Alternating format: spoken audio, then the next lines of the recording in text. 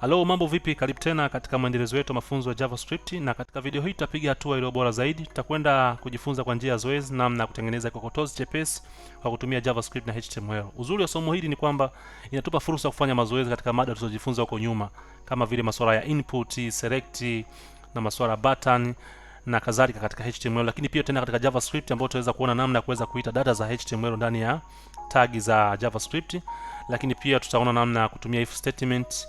Tutaenda kuangalia masuala ya hosting na masuala ya output data kutokea ndani ya JavaScript. Kwa hiyo somo hili litakuwa jepesi, lakini ni muhimu kwa sababu linatukumbusha yale tuliyojifunza awali. Twende moja kwa moja kwenye kodi. Kitu cha kwanza nitaanza kuandika input. Nitakuwa na input mbili kwa sababu za kuingizia namba. Nitakuwa na input ya kwanza na input ya pili. Kwa hiyo hii type yake nitaipa, itakuwa ni text kama kawaida. Alafu nitaipa id, ambayo hii id itakuwa ni num. Tasema kwanza, num kwanza. Na baada ya kufanya hivyo nitaipa value pia, nitaipa value ya 0. Alafu tashuka chini hapo nitaipaste pia, alafu nitabadilisha hapa itakuwa ni value ya pili. Nitasave na kisha kitakachofuata nitaenda kuandika select. Select itakuwa kwa ajili ya kutupa vitendo vya kihesabu kwa maana ya jumlisha, toa, zidisha na kugawa. Kwa hiyo nitashusha chini na hapa ndani nitaenda kutengeneza zile option. Na baada ya kufanya hivyo, ndani yake kama tunavyojua na options zinakuwa na value ambazo ni muhimu sana katika somo hili. Kwa hiyo baada ya kufanya hivi nitazikopi na nitazipaste hapa chini.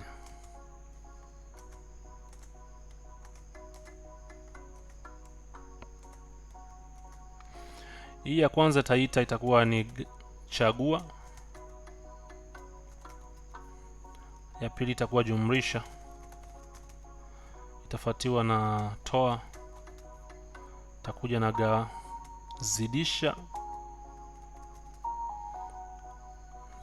alafu nitakuja na gawanya. Taipa value pia ya chagua,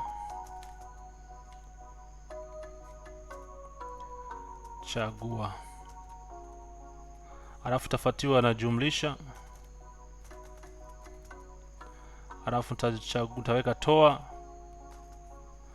value pia hapa nitaweka zidisha, na hii ya mwisho nitaipa value ya gawa. Tutazitumia katika condition huko mbele, tutaona. Hatua itakayofuata nitakwenda kuipa id hii select. Nitaipa id ya kitendo, sawa. Na baada ya kufanya hivyo nitashuka chini, nitatengeneza button. Hii button tutaita kokotoa, na nitaipa event ambayo itakuwa ni on click. Ndani yake tuite tu kokotoa, unaweza kaita jina unataka wewe. Baada ya hapo nitakwenda kutengeneza eneo ambalo tutaenda majibu yetu yatakapoenda kutokea. Kwa hiyo break line, mara mbili chini nitakwenda kutengeneza div, ambayo hii div itakuwa sehemu ambayo majibu yetu yataenda kutokea baada ya kupiga hesabu. Na humu ndani nitaipa id, ambayo hii id nitasema nitaita kwamba itakuwa ni ubao_matokeo. Ubao unaweza kusema wa matokeo. Hii ndio id yetu. Lakini hapa nyuma naweza nikasema taandika tu neno moja. Tasema hivi, jibu ni, tafanya kama hivyo, ta save. Baada ya kusave nitakwenda refresh tuweze kuona upande wa HTML. Kwa nikifanya hivyo tayari tumepata calculator yetu. Muonekano wetu ni kama hivi. Tayari kuna value 0 na 0. Alafu pia tuna vitendo vyetu hapa, kuna jumlisha, toa, zidisha na kugawa, lakini pia tuna batani yetu hapa. Kwa hiyo hatua itakayofuata itakuwa kwa ajili ya JavaScript. Kwa hiyo nitashuka chini, nitaandika script.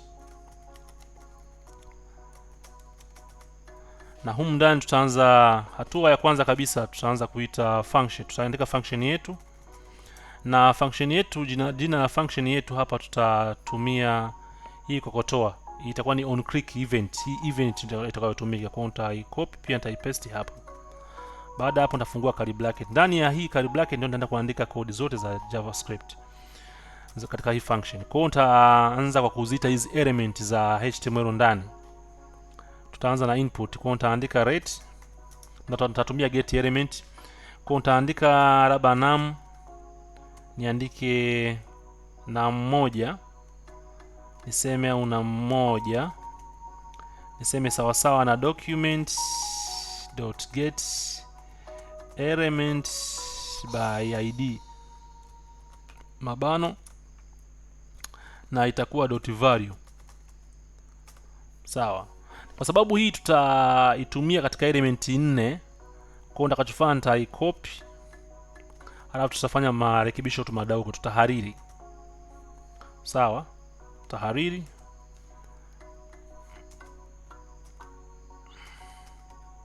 Kwa baada ya kufanya hivyo, manake hapa tutakuwa nazo, tutaanza kuingia kufanyia uhariri. Ya kwanza ilikuwa ni num1, hii itakuwa num2, num2. Kwa maana ya num1 itakuwa kwa input ya kwanza, num2 kwa sababu ya input ya pili, na hii itakuwa kitendo kwa sababu ya select. Tutaita tendo. Lakini hii ya mwisho itakuwa kwa sababu ya div ya majibu yetu, kwa ambapo tutasema matokeo ubao underscore majibu.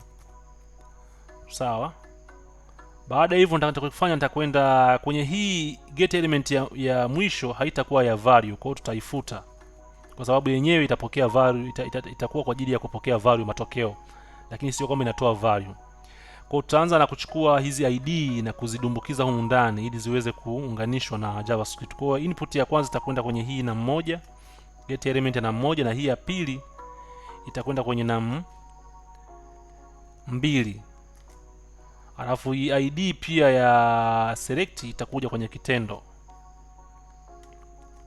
Alafu tutakuja kuchukua hii ID ya div kwa ajili ya matokeo yetu atakapokuwa hii.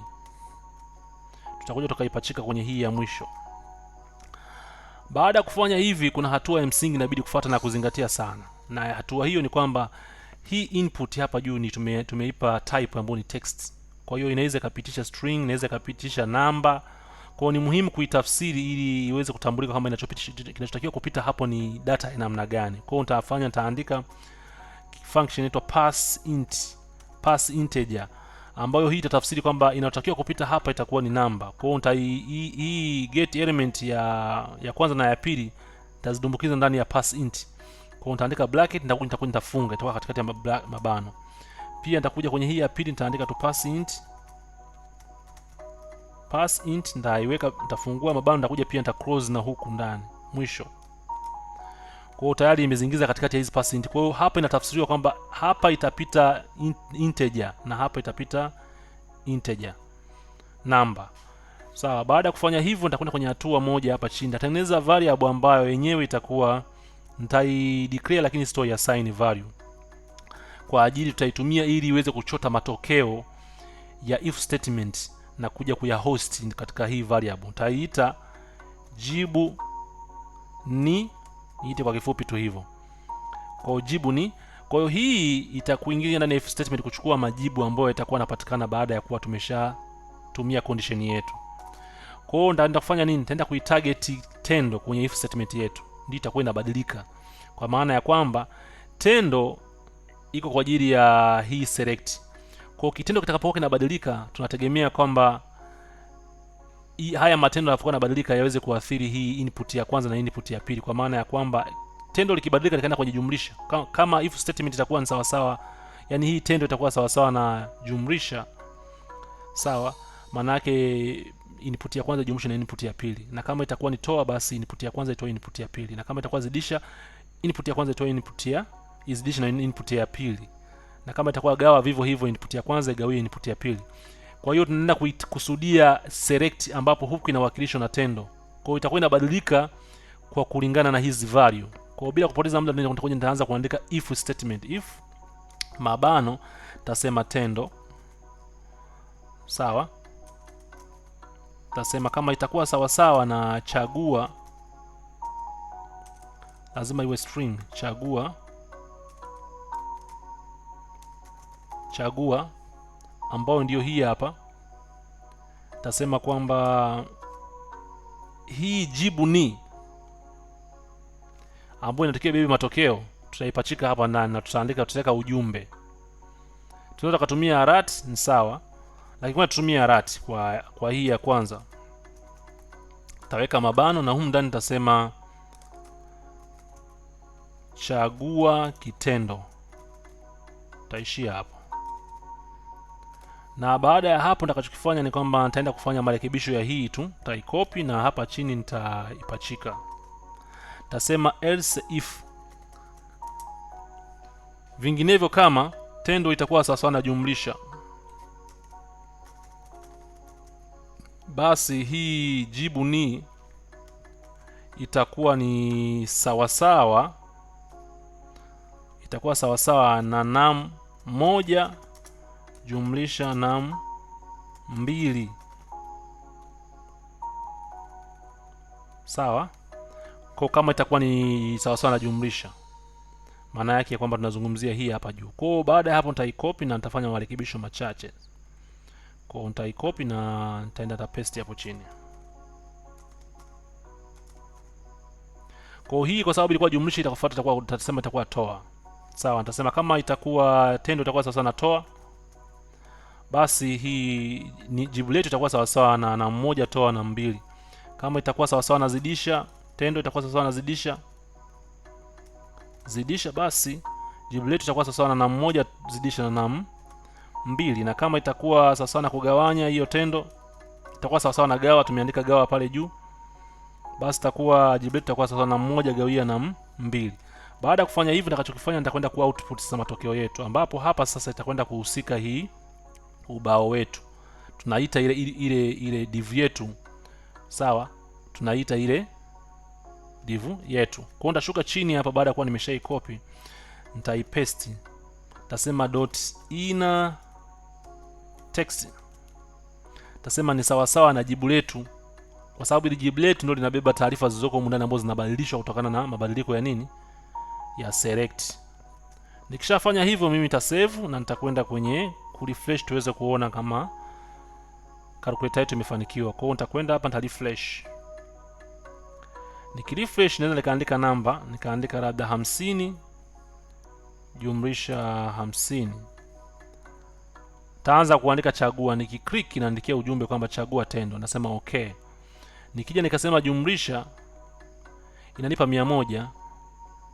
Nikienda nikazidisha, inanipa 2250 ambayo ni sahihi. Nikienda nikagawa itanipa 1, na nikienda nikatoa nitapata 0. Kwa hivi ndivyo ambavyo unaweza kutengeneza simple calculator kwa kutumia JavaScript. Ni nyepesi sana, kikubwa zaidi kuzingatia tu hizo hatua, kwamba utaandika input zako na utaandika select na utaandika button yako ambayo itakuwa na event itakayokuja kutumika kama function name, na utatengeneza sehemu ambayo matokeo yako inabidi yatokee. Na hivi vyote tushajifunza huko nyuma. Na lazima uweke ID ambazo zitakuja kuitwa huko ndani, na kuhitaji wake unaweza kutumia get element au query selector, utachagua wewe. Lakini lazima utafsiri type of data ili uweze kutambua kwamba inachotakiwa kupita hapa ni aina ya data fulani ambayo ni integer. Kama hapa ningetumia type ambayo inaita number, isingekuwa na changamoto. Sawa, isingekuwa na changamoto. Tusingelazimika kuja kuweka hii function ili kutafsiri data. Kwa baada ya hapo utakwenda kwenye if statement, utaweza kuswitch, utatengeneza variable ambayo itakuja kuwa hoisted.